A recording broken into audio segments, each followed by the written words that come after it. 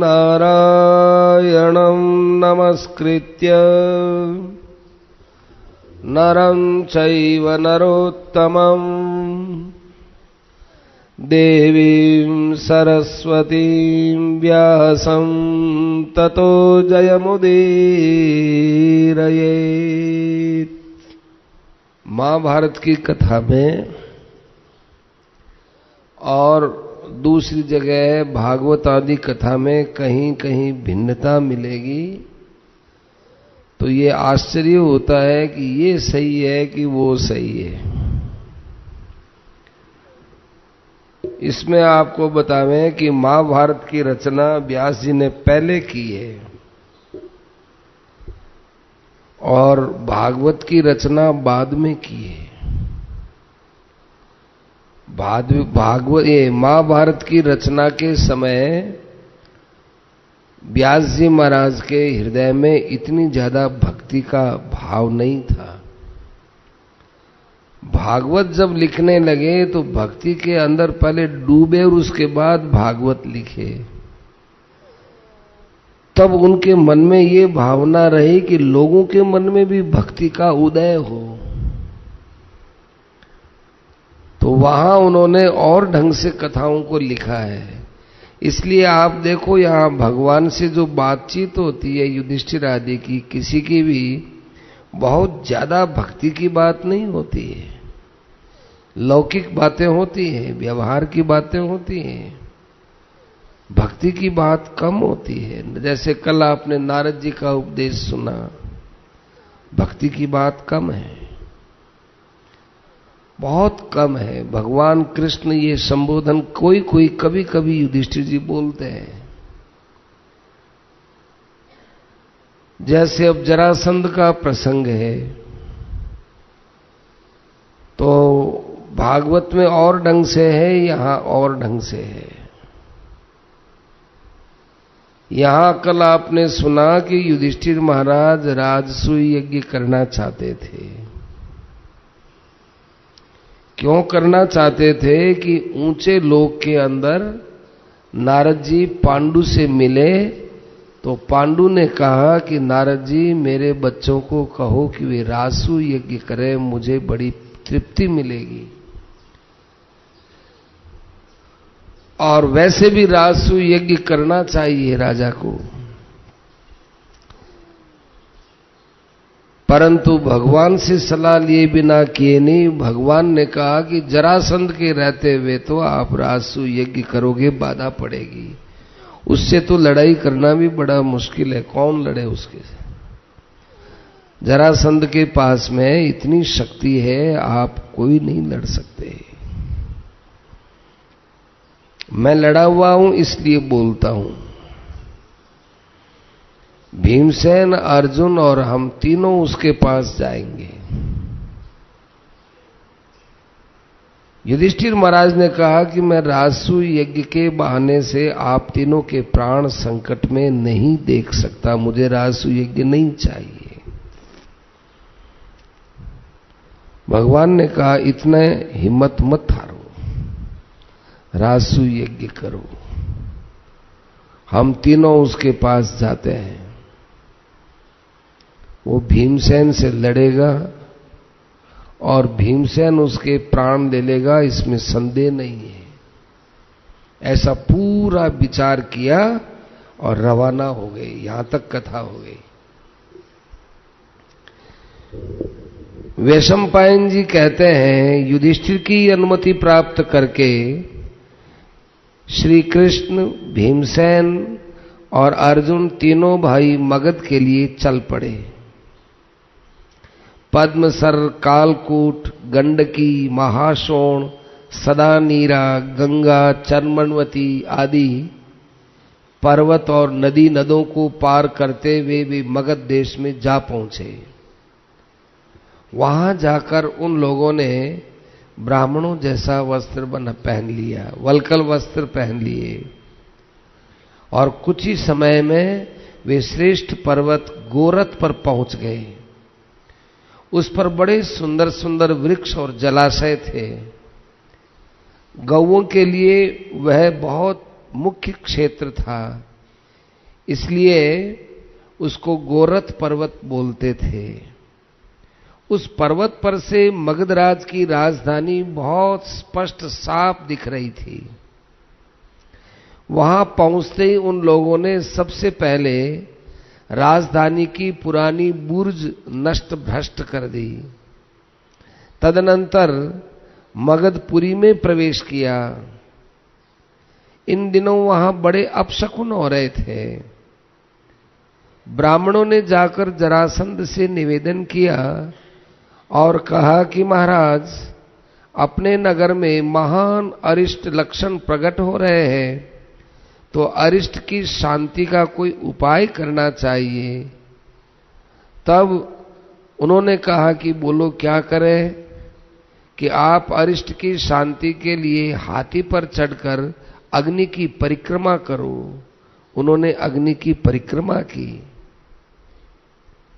स्वयं मगधराज ने अरिष्ट शांति के लिए और भी बहुत से नियमों का पालन करते हुए उपवास किया। इधर भगवान श्री कृष्ण, भीमसेन और अर्जुन अस्त्र शस्त्रों का त्याग करके तपस्वियों के वेश में जरासंध से बाहु युद्ध करने का उद्देश्य रखकर नगर में प्रवेश किए। उनके विशाल वक्षस्थल देखकर नागरिक चकित और विस्मित हो गए। उन्होंने क्रमशः जन संकीर्ण और सुरक्षित 3 डोडियां पार की। जन संकीर्ण माने लोगों के लिए जो छोटा पड़ता था, ऐसी जगह को पार किया। 3 डोडी पार की, जैसे एक पिरोड़ आई, फिर दूसरी पिरोड़ आई, फिर तीसरी पिरोड़ आई। वे निशंक भाव से जरासंध के पास पहुंच गए। तपस्वियों को देखकर जरासंध जहां बैठा था वहां से खड़ा हो गया और उसने अर्घ्य, पाद्य, मधुपर्घ आदि से उनका सत्कार किया। हे जन्मेजय, भगवान श्री कृष्ण, भीमसेन और अर्जुन के जो आज वेश हैं, उन वेश से उनके आचरण का कोई मेल नहीं खा रहा था। इसलिए जरासंध ने कुछ तिरस्कार पूर्वक कहा, ब्राह्मणों, मैं जानता हूं कि स्नातक ब्रह्मचारी सभा में जाने के अतिरिक्त और किसी भी समय माला और चंदन धारण नहीं करते हैं। इस समय आप मुझसे मिलने आए हैं, तो चंदन और ये माला कैसे धारण किए? कौन है आप? आपके कपड़े लाल हैं, शरीर पर पुष्पों की माला और अंगराग भी है, और आप लोगों की भुजाओं में गठन है और धनुष की प्रत्यंचा का निशान भी आपके यहां हथेली के कोहनी के पास स्पष्ट दिखाई दे रहा है। आप लोगों के बारे में मुझे कुछ संशय सा भी हो रहा है। आप लोग यूं डोडियों से आए, दरवाजे से क्यों नहीं आए? निर्भयता पूर्वक वेश बदलकर और बुर्ज को तोड़कर आने का क्या कारण है? आप लोगों का कार्य ब्राह्मणों के कार्य से विपरीत है। ब्राह्मण का शरीर बहुत कोमल होता है, आपका शरीर बड़ा सुगठित है। चलो जो भी हो, आप जानो, आपका काम जाने। आपके आगमन का प्रयोजन क्या है? जरासंध की बात सुनकर कुशल वक्ता मनस्वी श्री कृष्ण ने कहा, गंभीर वाणी में और स्निग्ध वाणी में कहा, राजन, हम स्नातक ब्राह्मण हैं, यह तो आपकी समझ में आ ही गई बात। स्नातक का वेश तो ब्राह्मण, क्षत्रिय, वैश्य तीनों ही धारण कर सकते हैं। पुष्पमाला धारण करना तो श्रीमानों का काम है। क्षत्रियों की भुजाएं उनका बल है। हम वाणी की वीरता नहीं दिखाते। यदि आप हमारा बाहुबल देखना चाहते हो तो वैसे भी देख सकते हो। धीर वीर पुरुष शत्रु के घर में बिना दरवाजे के और निर्भयता के साथ प्रवेश करते हैं, किंतु मित्र के घर द्वार से प्रवेश करते हैं। हमने जो कुछ किया है सुसंगत किया है, तुम हमको पहचानो। जरासंध ने कहा, मैंने किस समय आप लोगों के साथ शत्रुता या दुर्व्यवहार किया, मुझे तो कुछ याद ही नहीं आता। मैंने तो कभी ब्राह्मणों का अपमान किया नहीं, मैं ब्राह्मणों को शत्रु समझता नहीं, और निरपराध को मैं शत्रु समझूं, सत्पुरुषों के लिए उचित नहीं है। मैं अपने धर्म पर तत्पर हूं, मैंने कभी प्रजा का अपकार नहीं किया है, फिर आप मुझे शत्रु दृष्टि से क्यों देखते हैं? कहीं आप उन्मादवश तो नहीं बोल रहे हैं? ऐसे ही बोल दिया, ऐसा तो नहीं बोल रहे हैं। भगवान कृष्ण ने कहा, राजन, तुमने क्षत्रियों का बलिदान करने का निश्चय किया है कि सब क्षत्रियों का बलिदान करेंगे, क्या ये कम अपराध है? तुम सर्वश्रेष्ठ राजा होकर भी निरपराध राजाओं की हिंसा करना ये कहां तक उचित है? तुम्हारे यहां कैद खाने में कितने राजा हैं? क्या वो क्षत्रिय नहीं है? हम उनकी सहायता करने आए हैं। तुम क्षत्रिय जाति का नाश करते हो और हम उन दुखियों की सहायता करते हैं। हम जाति की अभिवृद्धि के लिए तुम्हारा वध करने के लिए आए हैं। तुम जो इस घमंड में फूल रहे हो कि मेरे समान कोई योद्धा क्षत्रिय नहीं है, तुम्हारा भ्रम है। इतनी बड़ी विशाल पृथ्वी है जरासंध, इसमें कौन किसके लिए कह सकता है कि मैं सबसे बढ़कर हूं? इस पृथ्वी के आंचल में न जाने कितने कितने तुमसे अधिक वीर बैठे होंगे। तुम कौन से घमंड को लेकर पाल रहे हो? तुम्हारा ये घमंड हमसे सहन नहीं होता है। अपने बराबर वालों के सामने घमंड छोड़ दो, नहीं तो तुम्हें अपने पुत्र, मंत्री और सेना के साथ यमराज के लोक में जाना होगा। हमारे आने का निश्चय ही उद्देश्य केवल युद्ध है। हम ब्राह्मण नहीं हैं। मुझे अच्छी तरह से पहचानो। नहीं पहचानते हो तो बताता हूं, मैं वसुदेव का पुत्र कृष्ण हूं, और मेरे अगल और बगल में खड़े हुए पांडुनंदन भीमसेन और अर्जुन हैं। हम तुम्हें युद्ध के लिए ललकारने के लिए आए हैं। या तो तुम समस्त कैदी नरपतियों को छोड़ दो, या हमारे साथ युद्ध करके परलोक पधारो।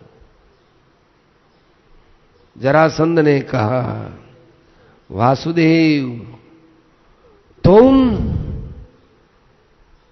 मैं किसी भी राजा को बिना जीते नहीं लाया हूं। एक भी राजा को बताओ कि मैंने उसको उठा करके छल से, कपट से मैं लाया हूं क्या? उस पर मैंने विजय प्राप्त की है, उसने मेरे सामने दीनता स्वीकार की है, तब मैं यहां लाया हूं। और तुम्हारे इन धमकियों से मैं इन राजा को छोड़ दूंगा? नहीं हो सकता।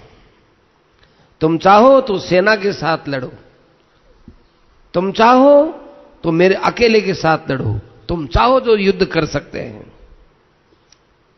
चाहे एक साथ लड़ लो, चाहे तुम्हें से अलग अलग लड़ लो। यह कहकर जरासंध ने अपने पुत्र सहदेव के राज्याभिषेक की आज्ञा दे दी। उसके पुत्र का नाम भी सहदेव था। जरासंध का पुत्र था, उसका नाम सहदेव था। ये नकुल सहदेव दूसरे हैं। अपने पुत्र सहदेव के राज्याभिषेक की आज्ञा दे दी। क्या पता युद्ध में हम मर जाएं तो हमारा राज्य किसी और को नहीं, हमारे बेटे को मिले। राज्याभिषेक कर दिया। भगवान श्री कृष्ण ने देखा कि आकाशवाणी के अनुसार यदुवंशियों के हाथ से जरासंध का वध नहीं होना चाहिए। इसलिए उन्होंने जरासंध को स्वयं नहीं मारकर भीमसेन के हाथों मरवाने का अंदर ही अंदर निश्चय किया। हे जन्मेजय, जब भगवान कृष्ण ने देखा कि जरासंध युद्ध के लिए अब उद्यत हो गया है, तब उन्होंने उससे पूछा, राजन, हम तुम्हारे सामने 3 योद्धा खड़े हैं, तुम किसके साथ युद्ध करना चाहते हो? हम तीनों ही तैयार हैं। जरासंध ने कई देर तक इन तीनों को देखा। देखने के बाद भीमसेन के लिए कहा, इसके साथ हम कुश्ती लड़ना स्वीकार करते हैं। उसने माला, मांगलिक चिन्ह धारण किए, पीड़ा मिटाने वाले बाजूबंद पहने, ब्राह्मणों ने स्वस्ति वाचन किया, क्षत्रिय धर्म के अनुसार उसने बख्तर पहना, मुकुट उतारा और बालों को बांधता हुआ वहां आकर खड़ा हो गया। आ जाओ। जरासंध ने कहा, भीमसेन आओ, ये जरासंध तुमसे युद्ध के लिए मैदान में ललकार रहा है, खुली चुनौती दे रहा है। बलवान के साथ लड़कर मरने पर भी यश ही मिलता है। आओ भीमसेन। बलवान भीमसेन श्री कृष्ण से परामर्श लेकर, ब्राह्मणों से स्वस्ति वाचन कराकर जरासंध से भिड़ने के लिए अखाड़े में उतर गए। दोनों ही अपनी अपनी विजय चाहते थे। दोनों ने ही अपनी अपनी भुजाओं को ही शस्त्र बनाया। हाथ मिलाने के पहले एक ने एक दूसरे का पैर छुआ। तदनंतर खम और ताल ठोकते हुए परस्पर आपस में गुथ गए। उन्होंने तृणपीड़, पूर्ण योग, समुष्टिक आदि अनेकों दाव पेच किए। कुश्ती के दाव हैं। उनकी कुश्ती अपूर्व थी। उनका मल्ल युद्ध देखने के लिए हजारों पूर्ववासी, ब्राह्मण, क्षत्रिय, वैश्य, शूद्र, स्त्री, बूढ़े, बालक सब इकट्ठे हो गए। उनके प्रहार और छीना झपटी से बड़ी कर्कश ध्वनि निकलती थी। वे कभी हाथों से एक दूसरे को धकेलते थे, कभी गर्दन घुमा करके कभी गर्दन पकड़कर घुमा देते, कभी एक दूसरे को खदेड़ते, कभी एक दूसरे को खींचते, घसीटते, घुटनों की चोट करते, हुंकार करते, घूंसे लगाते। वे जिधर जाते उधर की जनता भाग खड़ी होती थी। दोनों हट्टे कट्टे, चौड़ी छाती और लंबी बाहों वाले पहलवान अपनी भुजाओं से इस प्रकार लड़ रहे थे मानो लोहे के बेलन टकरा रहे हों। वह युद्ध कार्तिक वदी एकम से प्रारंभ होकर लगातार 13 दिन तक रात तक खाए पिए और बिना रुके चलता रहा। दिन रात चलता रहा। 13 दिन तक दिन रात। 14वें दिन रात के समय जरासंध थक कर कुछ ढीला पड़ गया। भागवत में 27 दिन आता है। उसकी यह दशा देखकर भगवान श्री कृष्ण ने भीमकर्मा भीमसेन को उभारते हुए कहा, वीर भीमसेन, थक जाने पर शत्रु को अधिक दबाना उचित नहीं है। अरे अधिक जोर लगाने पर तो वह मर ही जाएगा। इसलिए अब तुम जरासंध को ज्यादा न दबाकर केवल बाहु युद्ध करते रहो। श्री कृष्ण की बात सुनते ही भीमसेन ने जरासंध की स्थिति समझ ली और उसे मार डालने का संकल्प किया।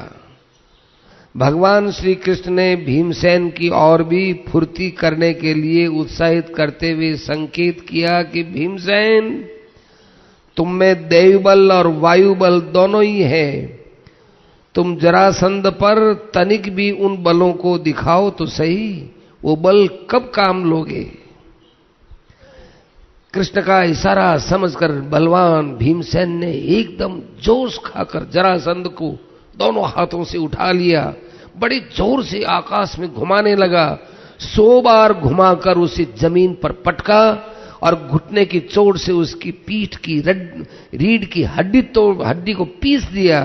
साथ ही हुंकार करके उसका एक पैर पकड़ा और दूसरा पैर पर अपना पैर रखकर उसे 2 खंडों में चीर डाला। जरासंध की इस दुर्दशा और भीमसेन की गर्जना से उपस्थित जनता भयभीत हो गई। स्त्रियों के गर्भपात होने की नौबत आ गई। सब लोग चकित विस्मित होकर सोचने लगे कि कहीं हिमालय तो नहीं टूट पड़ा, कहीं पृथ्वी के टुकड़े तो नहीं हो गए। भगवान श्री कृष्ण, अर्जुन और भीमसेन शत्रु का नाश करके उसके प्राणहीन शरीर को रनिवास की ड्योढ़ी पर लाकर पटक दिया और रातों रात वहां से निकलकर बाहर गए। श्री कृष्ण ने जरासंध की ध्वजा मंडित दिव्य रथ को जोता, उस पर भीमसेन और अर्जुन को बैठाया और वहां से चलकर कैदी राजाओं को पहाड़ी के खोह से बाहर निकाला। उस रथ से ही वे राजाओं के साथ वहां से चल पड़े। उस रथ का नाम था सौंदर्यवान। 2 महारथी उस पर एक साथ बैठकर युद्ध कर सकते थे। उसके ऊपर भीमसेन और अर्जुन बैठ गए।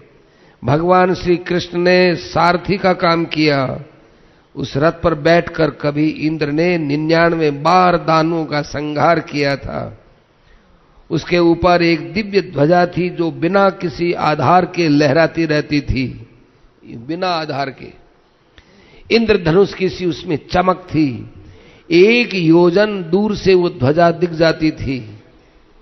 वह रथ इंद्र ने वसु नामक राजा को, वसु ने बृहद रथ को और बृहद रथ ने अपने पुत्र जरासंध को दिया।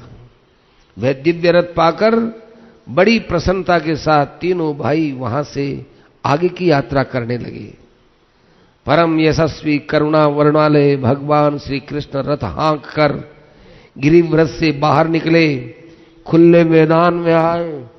वहां ब्राह्मण आदि नागरिकों ने एवं कैद से छूटे हुए राजाओं ने श्री कृष्ण की सविधि पूजा की।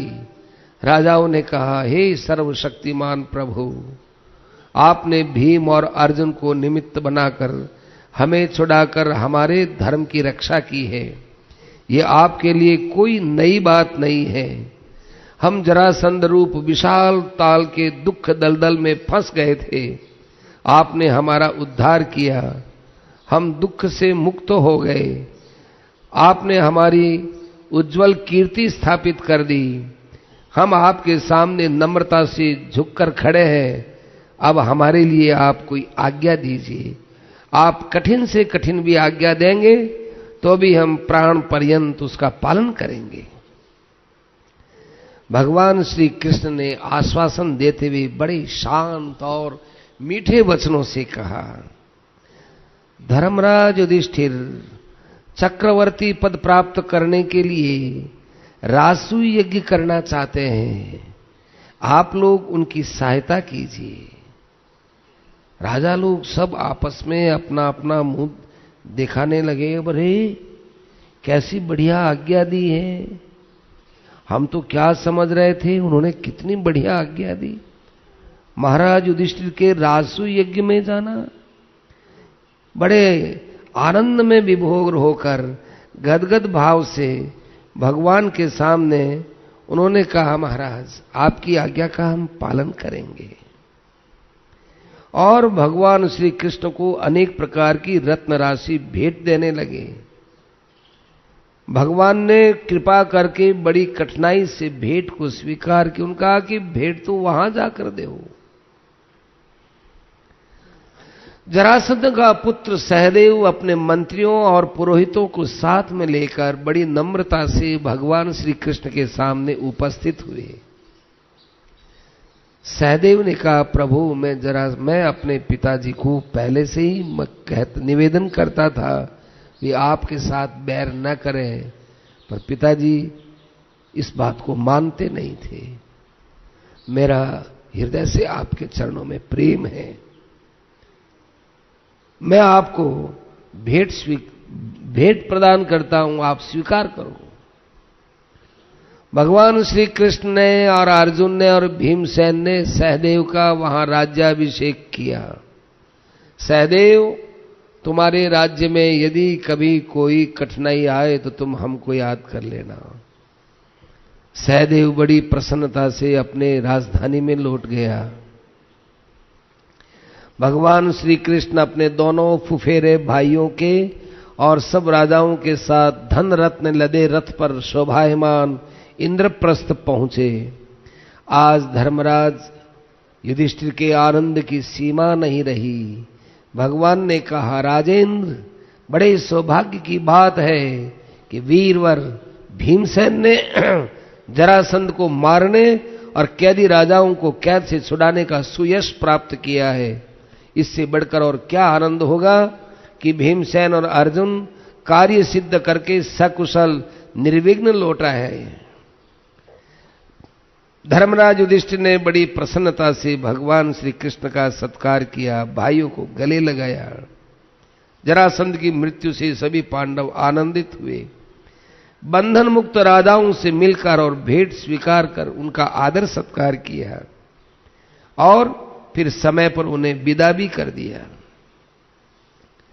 अपने अपने वाहनों में बैठकर राजा लोग अपने अपने देश में चले गए। परम प्रवीण भगवान श्री कृष्ण ने इस प्रकार जरासंध का वध कर धर्मराज की अनुमति प्राप्त करके कुंती, द्रौपदी, सुभद्रा, भीमसेन, अर्जुन, नकुल, सहदेव और धौम्य से विदा ली तथा उसी रथ पर जो जरासंध के यहां से आए थे युधिष्ठिर के कहने से सवार होकर द्वारिका के लिए यात्रा की। यात्रा के समय पांडवों ने आनंद कंद भगवान श्री कृष्ण का यथोचित अभिवादन परिक्रमा की। जन्मेजय इस ऐतिहासिक विजय और राजाओं को छुड़ाकर अभय देने के कारण पांडवों का सब दिशाओं में बड़ा भारी यश फैल गया। महाराज युधिष्ठिर समय के अनुसार धर्म पर दृढ़ रहकर प्रजा पालन करने लगे। धर्म का धर्म, अर्थ और काम तीनों ही पुरुषार्थ उनकी सेवा में लगे रहते थे। जन्मेजय, एक दिन अर्जुन ने धर्मराज युधिष्ठिर से कहा, महाराज, यदि आपकी आज्ञा हो तो मैं दिग्विजय के लिए जाऊं और पृथ्वी के सभी राजाओं को आपके लिए कर वसूल करूं। युधिष्ठिर ने कहा, अर्जुन, तुम्हारी अवश्य विजय होगी। युधिष्ठिर की आज्ञा प्राप्त करके चारों भाइयों ने दिग्विजय की यात्रा की। यद्यपि चारों भाइयों ने एक साथ चारों दिशाओं पर विजय प्राप्त की थी, फिर भी मैं तुम्हें उनका क्रमशः वर्णन सुनाता हूं। अर्जुन उत्तर दिशा की ओर विजय का भार संभालने के लिए गए। वहां आनर्त, कालकूट, कलिंद देशों पर विजय प्राप्त करके सेना सहित सुमंडल को जीत लिया। सुमंडल को साथी बनाकर शाकल द्वीप और प्रतिविंध्य पर्वत के राजाओं पर विजय प्राप्त की। 7 द्वीप के राजाओं में से शाकल द्वीप वालों ने बड़ा घमासान युद्ध किया, परंतु अर्जुन के बाणों के सामने उनको हारना ही पड़ा। उनकी सहायता से अर्जुन ने प्राग ज्योतिषपुर पर चढ़ाई की। वहां के प्रतापी राजा का नाम भगदत्त था। भगदत्त के सहायक किरात, चीन आदि बहुत से समुद्री देशों के लोग भी थे। 8 दिन तक भयंकर युद्ध होने के बाद भी अर्जुन का पूर्ववत उत्साह देखकर भगदत्त ने मुस्कुराते हुए कहा, हे महाबाहो अर्जुन, तुम्हारा पराक्रम तुम्हारे ही योग्य है। तुम देवराज इंद्र के पुत्र हो ना। इंद्र से मेरी मित्रता है और मैं उनसे कम वीर नहीं हूं, इसलिए मैं तुमसे युद्ध नहीं करूंगा, क्योंकि इंद्र मेरे मित्र हैं। तुम इंद्र के पुत्र हो तो मेरे ही पुत्र हो। बेटा, क्या चाहते हो? जो तुम्हारी इच्छा हो पूरी करूंगा। अर्जुन ने बड़ी नम्रता से कहा, महाराज, ये बात आप मुझे पहले ही बता देते, मैं आप पर क्यों बाण चलाता। राजन, कुरुवंश शिरोमणि सत्य प्रतिज्ञ महाराज धर्मराज युधिष्ठिर राजसूय यज्ञ करना चाहते हैं। हमारी हार्दिक इच्छा है कि वे चक्रवर्ती सम्राट हों। आप उन्हें कर दीजिए। कर माने टैक्स। इसलिए मैं आपको, क्योंकि आप इंद्र के मित्र हैं, तो आज्ञा तो नहीं दे सकता हूं, निवेदन ही कर सकता हूं। बड़े प्रेम भाव से आप भेंट दीजिए। भगदत्त ने कहा, अर्जुन, धर्मराज युधिष्ठिर तो मेरे भी प्रेम पात्र हैं। मैं तुम्हारी इच्छा पूर्ण करूंगा। और कोई बात हो तो बताओ। वीर अर्जुन ने उनके प्रति कृतज्ञता प्रकट की और वे आगे रवाना हो गए। अर्जुन ने कुबेर के द्वारा सुरक्षित उत्तर दिशा में बढ़कर पर्वतों के भीतर, बाहर और आसपास के सब स्थानों पर अधिकार कर लिया। उलूक देश के राजा वृहंत ने घोर युद्ध करके हार मानी और अर्जुन की शरण में आया। अर्जुन ने वृहंत का राज्य उसी को सौंपकर उसकी सहायता से सेना बिंदु के देश पर धावा बोलकर उसे राज्यच्युत कर दिया। क्रमशः मोदापुर, वामदेव, सुदामा, सुशंकुल और उत्तर कुलूक देशों के राजाओं को वश में करके पंचगणों को अपने वश में किया। उन्होंने पौरव नाम के राजा को तथा पहाड़ी लुटेरों म्लेच्छों को 7 प्रकार के थे जीत लिया। कश्मीर के वीर क्षत्रिय और 10 मंडलों के अध्यक्ष राजा लोहित को अपने अधीन कर लिया। त्रिगर्त, दारू और कोकनद के नरपति स्वयं शरणागत हो गए। अर्जुन ने अभिसारी पर अधिकार करके उरक देश के राजा रोचमान को हराया और वालीक वीरों को अपने अधीन करके दरद, कंबुज और ऋषिक देशों को अपने अधीन किया। ऋषिक देश में तोते के उदर के समान हरे रंग के 8 घोड़े लिए। निकुट और पूरे हिमालय पर विजय वैजयंती फहराकर धवलगिरी पर सेना का पड़ाव डाल दिया। अर्जुन क्रमशः किमपुरुष वर्ष के अधिपति द्रुमद, द्रुमपुत्र और हाटक देश के रक्षक गुयुकों को हराकर मानसरोवर तक पहुंच गए। वहां ऋषियों के पवित्र आश्रमों के दर्शन किए। वहां से हाटक देश के आसपास बचे प्रांतों पर अधिकार कर लिया। अर्जुन उत्तरी हरिवर्षपुर पर जाकर विजय प्राप्त करना चाहते थे, परंतु वहां प्रवेश करते न करते बड़े वीर और विशालकाय द्वारपालों ने आकर प्रसन्नता से कहा, अवश्य आप असाधारण पुरुष हैं, क्योंकि यहां तक पहुंचना किसी के लिए सुगम नहीं है। आप यहां तक आ गए, बस इसी को आप विजय मान लीजिए। यहां की कोई भी वस्तु मनुष्य शरीर से देखी भी नहीं जा सकती है। दिग्विजय की बात तो बहुत दूर रह गई। हम आप लोगों पर प्रसन्न हैं। आपका कोई काम नहीं बिगाड़ेंगे। आपका कोई काम हो तो हमें बता दीजिए। अर्जुन ने हंसते हुए कहा, मैं अपने बड़े भाई धर्मराज युधिष्ठिर को चक्रवर्ती सम्राट बनाने के लिए दिग्विजय कर रहा हूं। यदि तुम्हारे इस देश में मनुष्यों का आना जाना निषिद्ध है तो मैं इसमें नहीं घुसूंगा। केवल आप हमें कर दे दीजिए। उन्होंने अर्जुन को कर के रूप में अनेक दिव्य वस्त्र, आभूषण, मृगचर्म आदि दे दिए। फिर अर्जुन आगे चतुर्ंगिणी सेना लेकर इंद्रप्रस्थ लौट आए और सारा धन वाहन धर्मराज युधिष्ठिर को सौंपकर उनकी आज्ञा से रहने लग गए। जन्मेजय अर्जुन के साथ भीमसेन भी धर्मराज की अनुमति से बहुत बड़ी सेना लेकर पूर्व दिशा के लिए चल पड़े थे। दशारण देश के राजा सुधर्मा ने बिना किसी शस्त्र के भीमसेन के साथ बाहु युद्ध किया। भीमसेन ने उसे परास्त कर उसकी वीरता से प्रसन्न हो अपना सेनापति बना लिया। अश्वमेध, पुलिंद नगर आदि अधिकांश प्राच्य राज्यों पर अधिकार कर लिया। चेदी देश के राजा शिशुपाल से उन्हें युद्ध नहीं करना पड़ा। उसने संबंध के कारण धर्मराज के संदेश मात्र से ही कर देना स्वीकार कर लिया। तदनंतर भीमसेन ने कुमार देश के राजा श्रेणीमान को कौशल देश के स्वामी बृहदबल को और अयोध्यापति धर्मात्मा दीर्घ यज्ञ को अनायास ही वश में कर लिया। उत्तर कौशल, मल्ल देश, हिमालय तटवर्ती जलोद्भव देश के प्रांत अपने अधीन कर लिए। काशीराज, सुबाहु, सुपार्श्व, राजेश्वर, कृत, मत्स्य और मलद देश के वीरों और वसुभूमि को भी अपने अधिकार में कर लिया। पूर्वोत्तर के देशों में मदधार, सोमदेह और वत्स देश को भी उन्होंने अपने कब्जे में कर लिया।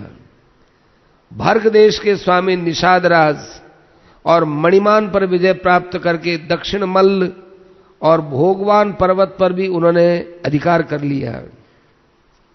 शर्मक और वर्मक पर विजय प्राप्त करने के बाद मिथिलाधीश को अधीन किया और वहीं से किरात राजाओं को भी अपने वश में कर लिया। सह्य, गुह्य, सुह्य,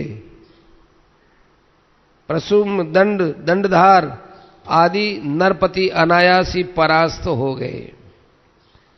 गिरिव्रत से जरासंध नंदन सहदेव को साथ लेकर मोदाचल के राजा का संहार किया। पौंड्रक, वासुदेव और कौशिक नदी के द्वीप में रहने वाला राजा भी पराजित हो गया। बंग देश के राजा समुद्रसेन, चंद्रसेन, करवटाधिपति, ताम्रलिप्त और सभी समुद्र तटवर्ती म्लेच्छ उनके अधीन हो गए। उन सब को संतुष्ट करके सबका धन लेकर भीमसेन अपने बड़े भाई के पास पहुंचे। सहदेव ने भी बड़ी भारी सेना ली। मथुरा, मत्स्य देश आदि देशों को जीतते हुए पटच्चरों को जीता। कुंती भोज पर आक्रमण किया। उसके बाद नर्मदा नदी के तरफ आगे बढ़े। उज्जैन के प्रसिद्ध वीर विंद और अनुविंद को हराकर अपने वश में कर लिया। मुंज ग्राम पर अधिकार कर लिया। अर्बुद, वातराज, पुलिंदों को हराया और सौराष्ट्र देश के स्वामी कौशिकाचार्य आकृति पर विजय प्राप्त करके भोजकट के स्वामी रुक्मी और निषद के भीष्म के पास दूत भेजा। उन लोगों ने श्री कृष्ण के संबंध के कारण बड़े प्रेम से सहदेव की आज्ञा मान ली। वहां से चलकर शूरपारक, तालकाट, दंडक, समुद्र टापुओं को अपने अधीन करते हुए सबको जीतकर सहदेव लंकाधिपति के पास पहुंचे। उस समय लंका पर विभीषण का राज्य था। विभीषण ने बड़ा आदर किया। सहदेव ने इसे भगवान श्री कृष्ण की महिमा समझी। वहां पर विभीषण की और सहदेव की बड़े प्रेम से बातें हुई। सब कुछ लेकर वहां से वे इंद्रप्रस्थ लौट आए। इधर नकुल पश्चिम दिशा में गए थे। धन धान्य गोधन से परिपूर्ण रोहितक देश में गए। मरुभूमि, शैरीशक और अन्न के भंडार मेहत्थ देश पर पूर्ण अधिकार कर लिया। दशार्ण, शिबी, त्रिगर्त, अम्बष्ठ, मालव, पंचकरपट, मध्यमक, वाटधान सबको उन्होंने जीत लिया। द्वारिकावासी यदुवंशी और कृष्ण ने बड़े प्रेम से नकुल का शासन स्वीकार किया। इनको जीता थोड़ा ही, अच्छा भाई बहुत अच्छी बात है, उन्होंने भी कर दिया। नकुल के मामा शल्य भी प्रेम से कहा, ओहो नकुल, तुम ये रासु यज्ञ के लिए आए हो, खूब सा कर दिया उन्होंने। वहां से लेकर खांडव प्रस्थ लौट आए। नकुल ने कर और उपहार में जो कुछ राशि प्राप्त की वो सब ले जाकर युधिष्ठिर महाराज को सौंप दी। धर्मराज की सत्यनिष्ठा, प्रजा पालन में अनुराग और शत्रु संहार देखकर सारी प्रजा अपने आप धर्म का पालन करने लगी। शास्त्र के अनुसार कर की वसूली और धर्म पूर्वक शासन करने से समय पर मनचाही वर्षा होने लगी। राष्ट्र सुख समृद्धि से भर गया। राजा के पुण्य प्रभाव से खेती बाड़ी, व्यापार, गोरक्षा बहुत अच्छी होने लगी।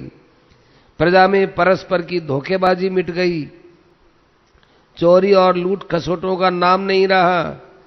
राज कर्मचारी झूठ नहीं बोलते थे। धर्मराज के धर्माचरण से अतिवृष्टि, अनावृष्टि, रोग, अग्नि आदि का भय नहीं रहा। लोग उनके पास भेंट देने या प्रिय कार्य करने के लिए आते, युद्ध आदि के लिए कोई नहीं आता था।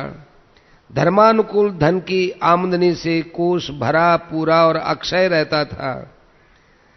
जब धर्मराज ने देखा कि अब मेरे पास अन्न, वस्त्र, रत्न आदि के सब भंडार भरे पड़े हैं, तब उन्होंने यज्ञ करने का संकल्प किया।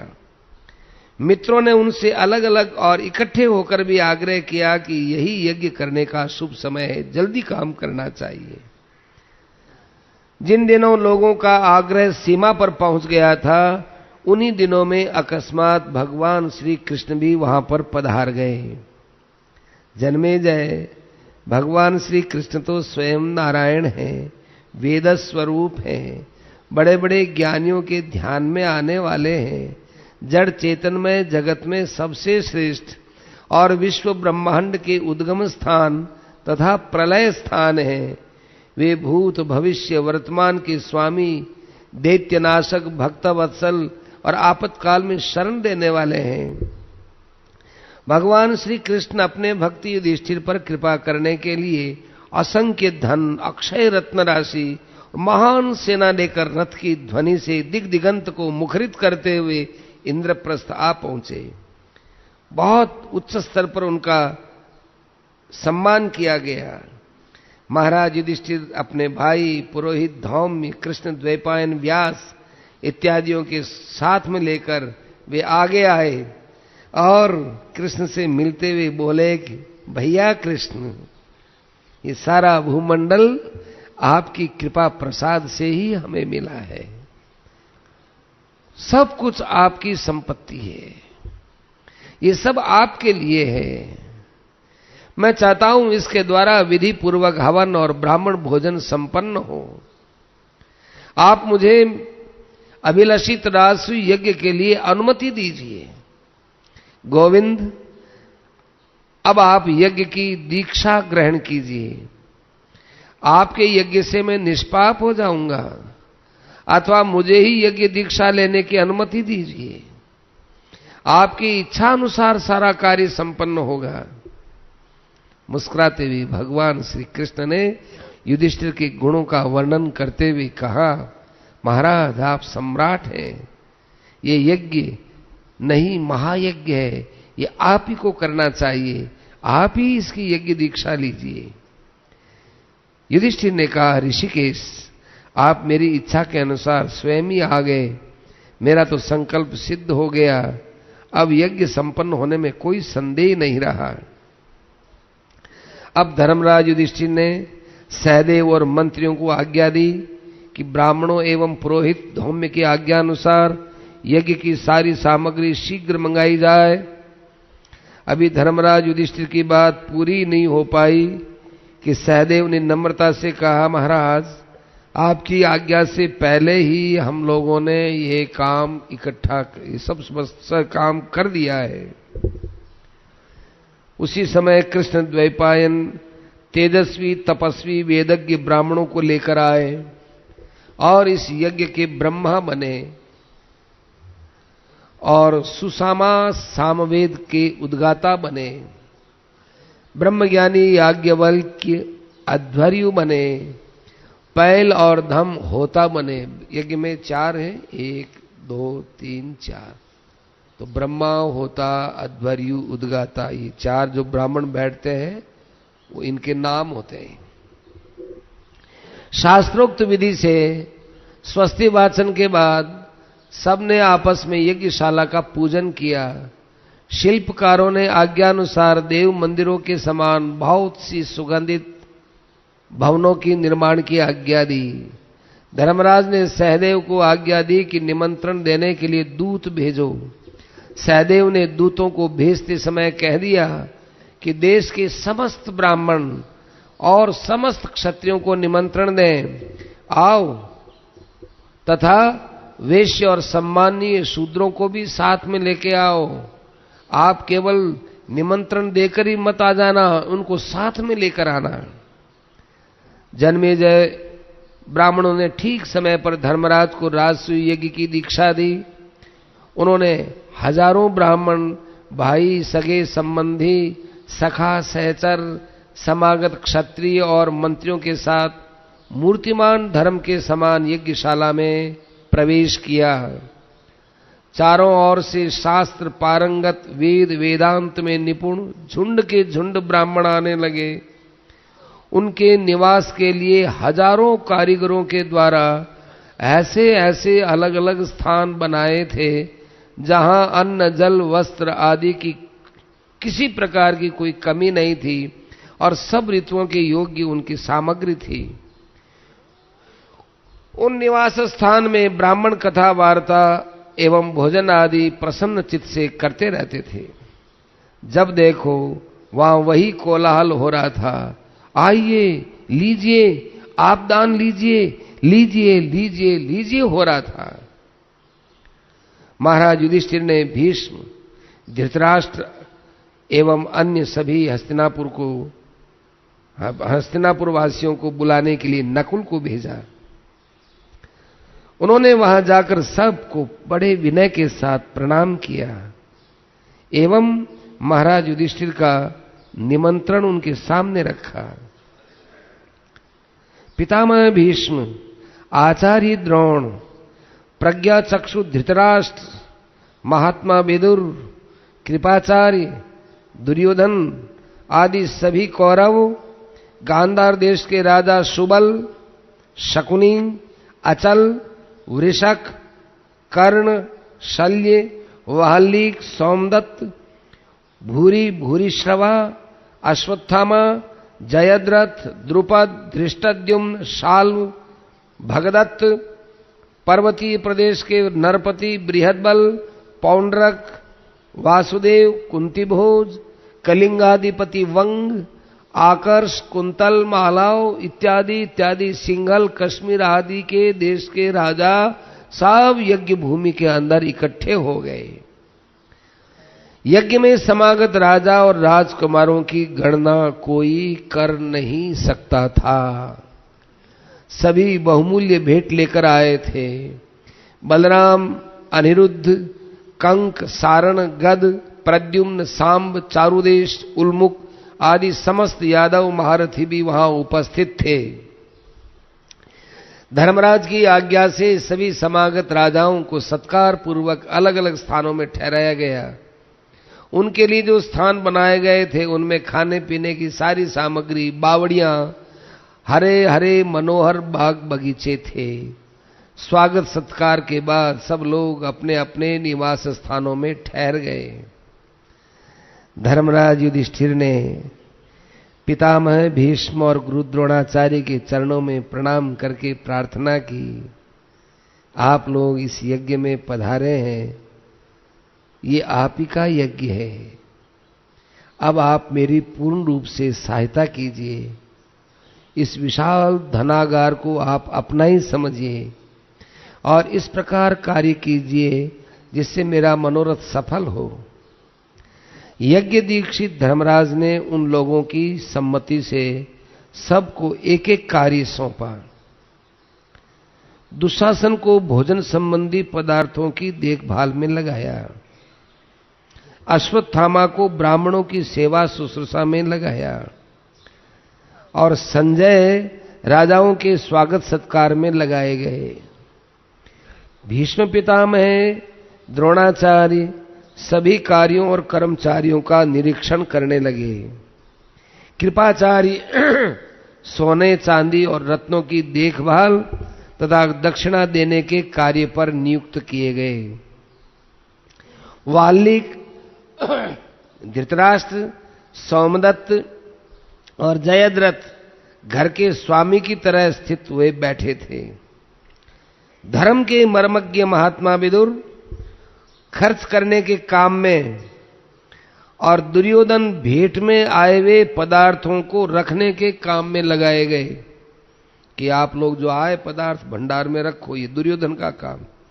और खर्च करने के काम में विदुर जी। और भगवान श्री कृष्ण ने सभी ब्राह्मणों के चरण धोने का काम अपने जिम्मे लिया। इसी प्रकार सभी प्रतिष्ठित व्यक्तियों ने अपने अपने जिम्मे किसी न किसी सेवा का भार ले लिया। जन्मेजय धर्मराज युधिष्ठिर का दर्शन करके कृतकृत्य होने वाले सब लोग वहां उपस्थित थे। उनमें से किसी ने भी 1000 सोने की मुद्रा से कम भेंट नहीं दी। सभी चाहते थे कि केवल मेरे ही धन से यज्ञ संपन्न हो जाए। सेना के व्यूह, विचित्र विमानों की पंक्तियां, रत्नों की राशि, लोकपालों के विमान, ब्राह्मणों के स्थान, राजाओं की भीड़, इससे युधिष्ठिर के राजस्वी यज्ञ की बड़ी शोभा हो गई। धर्मराज युधिष्ठिर का ऐश्वर्य आज लोकपाल वरुण के समकक्ष था। उन्होंने यज्ञ में 6 अग्नियों की स्थापना करके पूरी पूरी प्रदक्षिणा देकर यज्ञ के द्वारा भगवान का यजन किया। जो भी अतिथि आए, अभ्यागत आए, मुंह मांगी वस्तु दी, सबको भोजन कराया। सबके खा लेने पर बहुत सा अन्न बचा रहा। अब उस उत्सव समारोह में जिधर देखो उधर ही हीरे मोतियों की उपहार की धूम मची हुई है। महर्षि एवं मंत्र कुशल ब्राह्मणों ने उत्तम रीति से घी, तिल, शाकल्य आदि की आहुति देकर देवताओं को निहाल कर दिया। दक्षिणा में बहुत सा धन देकर ब्राह्मणों को निहाल कर दिया। कहां क्या कहे, इस यज्ञ से सभी को बड़ी तृप्ति हो रही थी। जन्मेजय यज्ञ के अंत में अभिषेक के दिन सत्कार के योग्य महर्षि और ब्राह्मणों ने यज्ञशाला की अंतर्वेदी में प्रवेश किया। नारद आदि महात्मा राजर्षियों के साथ बड़े शोभायमान हो रहे थे। वह अंतर्वेदी ऐसी जान पड़ती थी मानो ताराओं से भरा कोई आकाश हो। उस समय वहां न कोई शूद्र था और न तो दीक्षा विहीन कोई ब्राह्मणी था। राजधर्म की राजलक्ष्मी और यज्ञ विधि देखकर देवर्षि नारद बड़े गदगद हो गए। क्षत्रियों का समूह देखकर उन्हें पहले की वो घटना याद आ गई जो भगवान के अवतार के संबंध में ब्रह्मलोक में हुई थी। उन्हें राजाओं का समागम ऐसा जान पड़ा कि इन रूपों में देवता ही इकट्ठे हो गए हों। अब उन्होंने मनी मन कमल नयन भगवान श्री कृष्ण का स्मरण किया। देवर्षि नारद सोचने लगे, धन्य है सर्वव्यापक असुर विनाशक अंतर्यामी भगवान नारायण ने अपनी प्रतिज्ञा पूर्ण करने के लिए क्षत्रियों में अवतार ग्रहण किया। जिन्होंने पहले देवताओं को यह आज्ञा दी कि तुम लोग पृथ्वी में अवतार लेकर संहार कार्य पूरा करो और फिर अपने लोक में आ जाओ, वही कल्याणकारी जगन्नाथ भगवान श्री कृष्ण अब यदुवंश में अवतीर्ण हुए हैं। महाराज इंद्र आदि समस्त महान पुरुष जिनके बाहुबल की उपासना करते हैं, वे प्रभु यहां विराजमान हैं। स्वयं प्रकाश महाविष्णु इस बलशाली क्षत्रिय वंश को अवश्य ही पुनः निगल जाएंगे। भगवान श्री कृष्ण ही समस्त यज्ञों के आराध्य सर्वशक्तिमान अंतर्यामी है। ऐसे भाव रखते हुए नारद जी भगवान को एकटक होकर दर्शन करके ध्यान में डूब गए। नारद जी के आंखों से भक्ति का अश्रुपात होने लगा। उसी समय महात्मा भीष्म ने धर्मराज युधिष्ठिर से कहा, राजन, अब तुम सब समागत राजाओं का यथा योग्य सत्कार करो। आचार्य, ऋत्विज, संबंधी, स्नातक, राजा और प्रिय व्यक्ति को यदि वे 1 वर्ष में अपने यहां आवे तो विशेष पूजा अर्घ्य करना चाहिए। सभी लोग हमारे यहां बहुत दिनों के बाद आए हैं, तुम सबकी पूजा करो और इनमें जो सर्वश्रेष्ठ हो उसकी तुम पहचान करो कि सब में से सबसे श्रेष्ठ पूजा किसकी हो। धर्मराज ने कहा, पितामह, इतने में सर्वश्रेष्ठ चुनने का अधिकार आप मुझे क्यों देते हैं? ये तो आप ही के लिए उचित है। आप ही बताओ कि हम लोग किसकी पहले पूजा करें। हमारी दृष्टि में आप ही सबसे श्रेष्ठ हैं। शांतनु नंदन भीष्म ने कहा, धर्मराज तुम कृष्ण को क्यों भूल रहे हो? यदुवंश शिरोमणि भगवान कृष्ण से बढ़कर यहां कौन पूजा के पात्र है? तुम देखो कृष्ण का तेज, कृष्ण का बल, कृष्ण का पराक्रम, उनका सौम्य भाव, क्षमाशीलता, उनकी मधुरता, कौन सा ऐसा दिव्य गुण है जो उनके शरीर से टपकता न हो? छोटे छोटे ताराओं में जैसे भुवन भास्कर सूर्य होते हैं, ऐसे ये देदीप्यमान है। जैसे तमसाच्छन्न स्थान सूर्य के शुभागमन से और वायुहीन स्थान वायु के संचार से जीवन ज्योति से जगमगा उठता है, ऐसे ही आज कृष्ण का ही तो ये सब आनंद है, उन्हीं का ही ये प्रकाश है। भीष्म की आज्ञा सुनकर धर्मराज युधिष्ठिर उनके चरणों में प्रणाम किए और सहदेव को आज्ञा दी। सहदेव ने सर्व पूज्य स्थान पर श्री कृष्ण को विराजमान किया और शास्त्रोक्त विधि के अनुसार उनका पूजन किया, उनका चरण धोया और सब जगह आनंद मनाया जाने लगा। वैशंपायन जी कहते हैं, जन्मेजय सावधानी से सुनना। ये सब देखकर चेदिरा शिशुपाल भगवान श्री कृष्ण की अग्र पूजा देखकर चिढ़ गया। उसने भरी सभा में पितामह भीष्म और धर्मराज को धिक्कारते हुए कृष्ण को फटकारना शुरू किया। उसने कहा, बड़े बड़े महात्माओं और राजर्षियों के उपस्थित रहते राजा के समान राजोचित पूजा का पात्र कृष्ण कभी नहीं हो सकता। महात्मा पांडवों ने कृष्ण की पूजा करके अपने योग्य काम नहीं किया है। ए पांडवों, तुम अभी बालक हो, तुम्हें सूक्ष्म धर्म का भी ज्ञान नहीं है। पितामह भीष्म सठिया गए हैं, इनकी दृष्टि दीर्घ दृष्टि नहीं रही। भीष्म, तुम्हारे जैसे धर्मात्मा पुरुष भी जब मनमाना काम करने लगते हैं तो जगत में अपमानित होना ही पड़ता है। कृष्ण राजा नहीं है, फिर यह राजाओं में सम्मान का पात्र कैसे हो सकता है? ये आयु में बूढ़ा भी नहीं है, इसकी आयु तो बहुत छोटी है। और इसके पिता वसुदेव अभी जीवित है, वसुदेव के रहते ये श्रेष्ठ कैसे हो सकता है? यदि इसे अपना सच्चा हितैषी और अनुकूल समझकर तुम लोगों ने इसकी पूजा की हो, तो क्या ये आपके लिए द्रुपद से बढ़कर है? यदि तुम लोग कृष्ण को आचार्य मानते हो, तो क्या यह द्रोणाचार्य की उपस्थिति में इसकी पूजा उचित है? ऋत्विक की दृष्टि से भी सबसे पहले विद्या वयोवृद्ध भगवान श्री कृष्ण द्वैपायन व्यास की पूजा होनी चाहिए थी।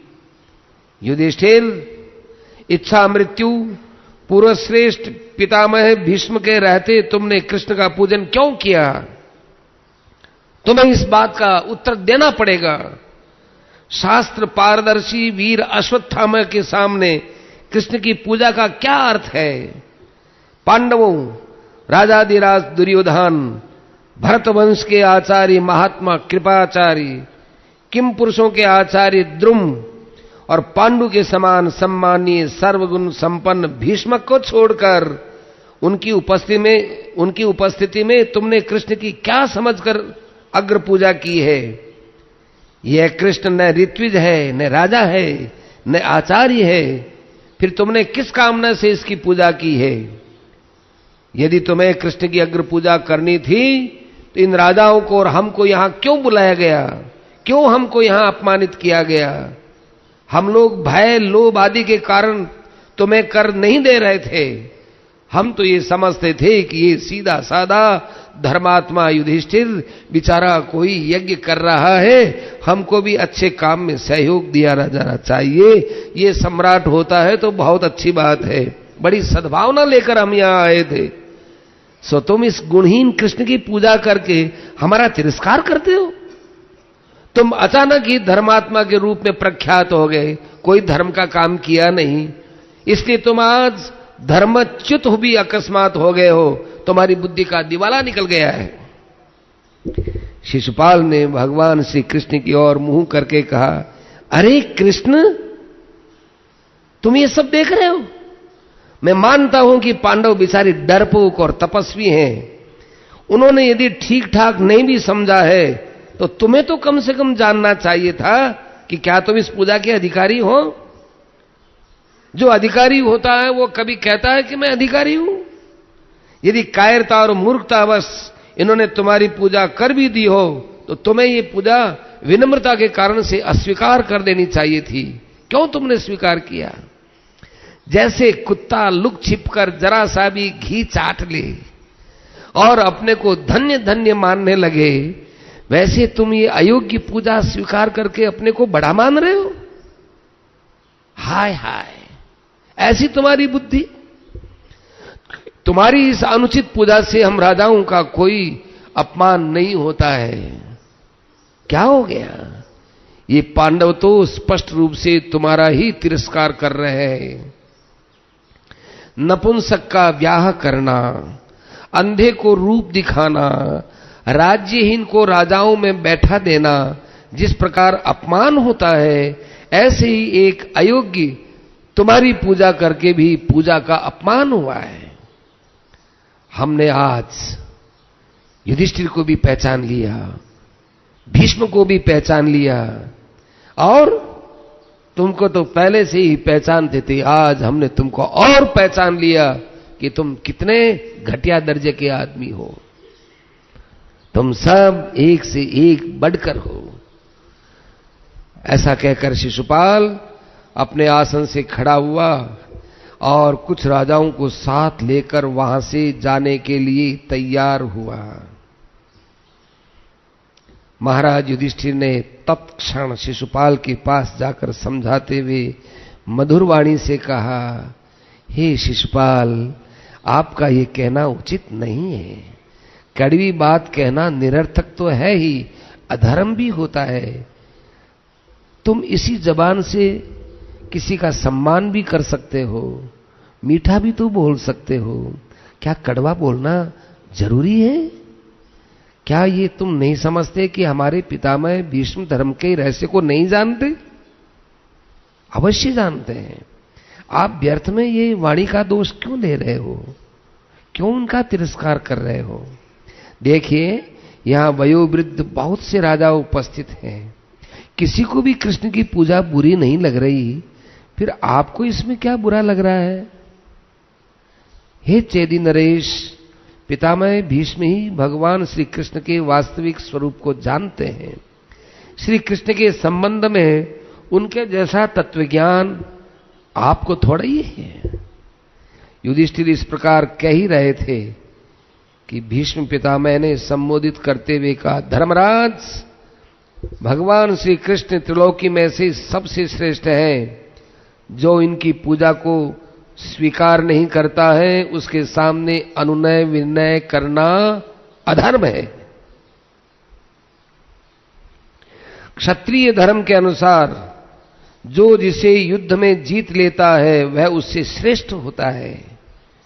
भगवान श्री कृष्ण ने उपस्थित राजाओं में से किस पर विजय प्राप्त नहीं की है? एक का भी नाम बताओ।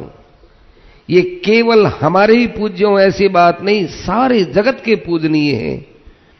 इन्होंने सब पर विजय प्राप्त की है। इतना ही नहीं, संपूर्ण जगत सर्वात्मना इन्हीं के आधार पर स्थित है। मैं मानता हूं कि यहां बहुत से गुरुजन और पूज्य उपस्थित है, फिर भी पूर्वोक्त कारण से हम भगवान कृष्ण की ही पूजा कर रहे हैं। कृष्ण की पूजा का निषेध करने का अधिकार किसी को भी नहीं है। मैंने अपने विशाल जीवन में बड़े बड़े ज्ञानियों का सत्संग किया है।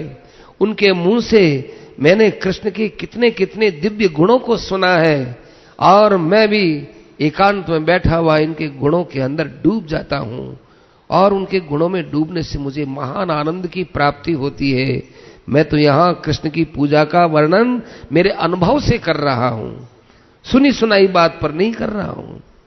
इन्होंने आज तक अपने जन्म से लेकर अब तक कितने कर्म किए हैं, ये मैंने श्रेष्ठ पुरुषों के मुख से सुना है। शिशुपाल, हम लोग केवल स्वार्थवश या संबंध के कारण या उपकारी होने के कारण से कृष्ण की पूजा नहीं करते। हमारे पूजा करने का कारण यह है कि भगवान कृष्ण के द्वारा सारे प्राणियों को सुख, आनंद और तृप्ति मिला करती है। यहां जितने लोग हैं उन सब की बच्चे बच्चे की परीक्षा हमने ली है। यश, शूरवीरता, विजय में कोई भी कृष्ण के समान नहीं है। ज्ञान और बल में कृष्ण से बढ़कर कोई नहीं है। दान, कौशल, शस्त्र ज्ञान, शूरता, संकोच, कीर्ति, विनय, लक्ष्मी, बुद्धि, धैर्य, संतोष आदि सभी गुणों में श्री कृष्ण नित्य निरंतर निवास करते हैं। परम ज्ञानी श्री कृष्ण हमारे आचार्य, पिता और गुरु हैं। हम सब लोगों को इसमें हार्दिक सहयोग देना चाहिए। हमारे ऋत्विक गुरु विवाही है, स्नातक, राजा, प्रिय, मित्र सब कुछ है, वो कृष्ण ही है। हमारे लिए कृष्ण से अतिरिक्त दूसरा कोई है ही नहीं। उनकी क्रीड़ा ही तो सारी जगत है। उनकी अव्यक्त प्रकृति ये व्यक्त हुई हुई है। शिशुपाल, आकाश में सूर्य, चंद्रमा, ग्रह, नक्षत्र, दिशाएं ये सब उन्हीं की शक्ति से संचालित हो रही हैं। नदियों में समुद्र, नक्षत्रों में चंद्रमा, ज्योतिष चक्र में सूर्य जिस प्रकार से श्रेष्ठ है, ऐसे संपूर्ण त्रिलोकी में भगवान कृष्ण सबसे श्रेष्ठ हैं। शिशुपाल, तू तो काल का एक अबोध बालक है। इस बात का तुझे ज्ञान नहीं है कि कृष्ण के अंदर क्या क्या चीज है। सच्ची जिज्ञासा होती तो आज तुम भरे सभा में ऐसे वचन नहीं बोलते। एकमात्र शिशुपाल इस पूजा को बुरा समझता है, वह समझा करे, वो जाने उसका काम। युधिष्ठिर, अपने काम में कोई दोष नहीं है, करो पूजा। भीष्म पितामह इतना कहकर चुप हो गए। अब माद्री नंदन सहदेव ने कहा, हे सभासदों, पितामह भीष्म की आज्ञा हमारे लिए शिरोधार्य है। भगवान श्री कृष्ण पराक्रमी है। मैंने इनकी पूजा की है। जिन्हें ये बात सहन नहीं हो रही है, मैं उनके सिर पर लात मारता हूं। मेरे इतना कहने के बाद जिसको विरोध करना हो वो बोले, मैं उसका वध करूंगा। है कोई माई का लाल खड़ा हो बोले? सभी बुद्धिमान आचार्य, पिता, गुरु इनको मानते हैं, तो फिर इनको तिरस्कार करने का दुस्साहस कौन कर रहा है? ऐसा कहकर सहदेव ने इस प्रकार कहकर जोर से लात पटकी, परंतु उन मानी और बलवान राजाओं में से किसी की जीभ तक नहीं हिली और आकाश से सहदेव के सिर के ऊपर पुष्पों की वर्षा होने लगी और एक आवाज आने लगी, साधु साधु साधु साधु।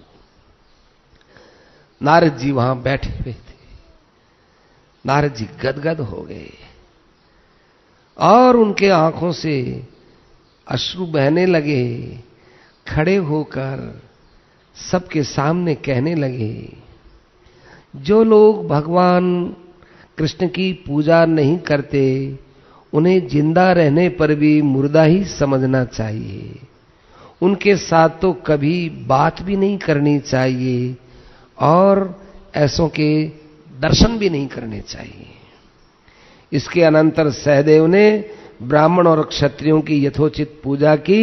इस प्रकार पूजा का काम पूरा हो गया। परंतु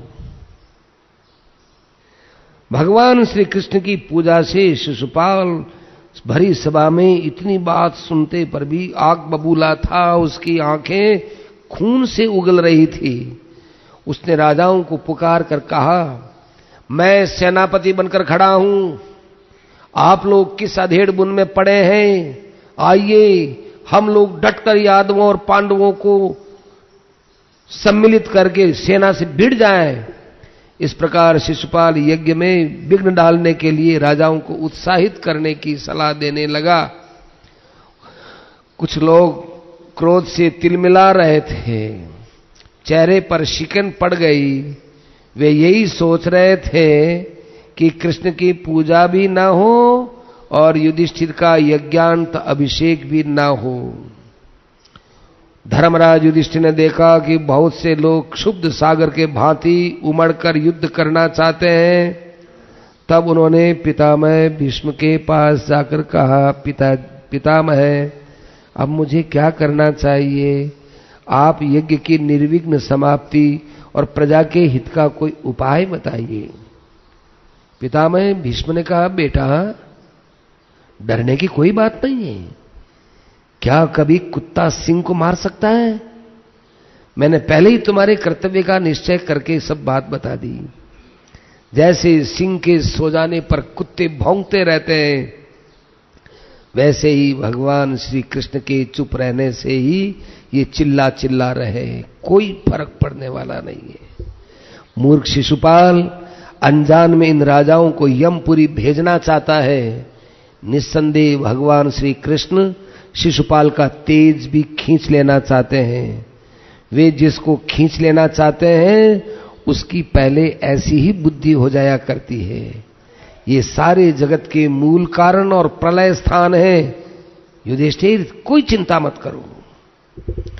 भीष्म पितामह की ये बात शिशुपाल ने कान लगा करके ध्यान से सुनी कि बुढ़ा क्या बोलता है। उसने भीष्म को डांटते हुए, भीष्म तुम्हें सब राजाओं को धमकाते समय शर्म नहीं आती? अरे बूढ़े होकर अपने कुल को क्यों कलंकित करते हो? मूर्ख और घमंडी कृष्ण की प्रशंसा करते समय तुम्हारे जीभ के 100 टुकड़े नहीं हो जाते? मूर्ख से मूर्ख भी जिसकी निंदा करता है, उसी ग्वालियों की तुम ज्ञानी होकर क्यों प्रशंसा करते हो? यदि इसने बचपन में किसी पक्षी बकासुर को, घोड़े केशी को अथवा बैल वृषभासुर को मार डाला तो कौन सी बड़ी बात है? वे कोई युद्ध के उस्ताद नहीं थे। यदि उसने चेतनाहीन छकड़े को पैर मारकर उलट दिया तो कौन सी बड़ी बात है? क्या चमत्कार हो गया? यदि उसने गोवर्धन पर्वत को 7 दिन तक उठा लिया तो कौन सी अलौकिक घटना घट गई? अरे ये तो दीमकों की बम्बी मात्र है। अवश्य ये सुनकर हमें आश्चर्य हुआ कि पेटू कृष्ण ने गोवर्धन पर्वत पर बहुत सा अन्न खा लिया। जिस महाबली कंस का नमक खाकर ये पला था, उसी को ही इसने मार डाला। है ना कृतज्ञता की हद? हे धर्म ज्ञानी जी, भीष्म जी, धर्म के अनुसार स्त्री, गौ, ब्राह्मण और जिसका अन्न खाया जाए, जिसके आश्रय में रहा जाए, उसे नहीं मारना चाहिए। जिसने जन्मते ही स्त्री को मार डाला, पूतना को, उसे ही तुम जगतपति कहते हो? वाह वाह, बड़ी आपकी बुद्धि की बलिहारी है। अजी तुम्हारे कहने से ये कृष्ण भी अपने को वैसे ही मानने लग गया। क्या समय आया है। हे धर्मध्वजी भीष्म जी, तुमने अपने स्वभाव की नीचता के कारण पांडवों को ऐसा बना दिया। तुमने धर्म की आड़ में जो जो दुष्कर्म किए, वे क्या कभी किसी ज्ञानी के द्वारा किए जा सकते हैं? काशी नरेश की कन्या अंबा शाल्व को अपना पति बनाना चाहती थी, किंतु तुम उसे बलपूर्वक हर लाए। ये धर्म है? और फिर कहते हो हमारा ब्रह्मचर्य अखंड रहेगा। तुमने नपुंसकता और मूर्खता के कारण से हट पकड़ा है। अब तक तुमने कौन सी उन्नति संपादन की है? हां, धर्म की बातें तो बढ़कर अवश्य करते हो। सभी लोग जरासंध का आदर करते थे। उन्होंने कृष्ण को दास समझकर उसका वध नहीं किया। उनकी हत्या करने में इस कृष्ण ने भीमसेन और अर्जुन को साथ मिलेकर जो करतूत की, वो कोई नहीं जानता क्या? सब लोग जानते हैं। क्यों ब्राह्मण बनकर के गया? आश्चर्य तो यह है कि तुम्हारी बातों में आकर पांडव भी कर्तव्यच्युत हो रहे हैं। क्यों न हो तुम्हारे जैसे नपुंसक, पुरुषार्थहीन और बूढ़े जब सम्मति देने वाले हों, तब ऐसे ही तो लोग होते हैं। शिशुपाल की रूखी और कठोर बातें सुनकर भीमसेन वहां हाथ मलने लगे, गदा उठाई, अपने और आसन से खड़े हो गए और भीमसेन ने कहा, शिशुपाल चुप रहो, बहुत हो गया। सबने देखा अरे भीमसेन प्रलय काल की अग्नि के समान दांत पीस रहे हैं। वे अपनी गदा लेकर शिशुपाल के ऊपर टूट पड़ना चाहते थे। भीष्म ने बीच में आकर कहा, भीमसेन चुप। कृष्ण की चुप्पी को देखकर तुम चुप नहीं रहना चाहते? इसको यदि मारने का काम होता, कृष्ण कुछ नहीं बोल रहे, चुप हो जाओ। भीमसेन किसी प्रकार से उनके हाथ छुड़ाकर आगे जाने लगे। भीष्म पितामह फिर आगे आ गए। नहीं भीमसेन, मेरी आज्ञा है, चुप रहो। शिशुपाल टस से मस नहीं हुआ, डटा रहा। कहा,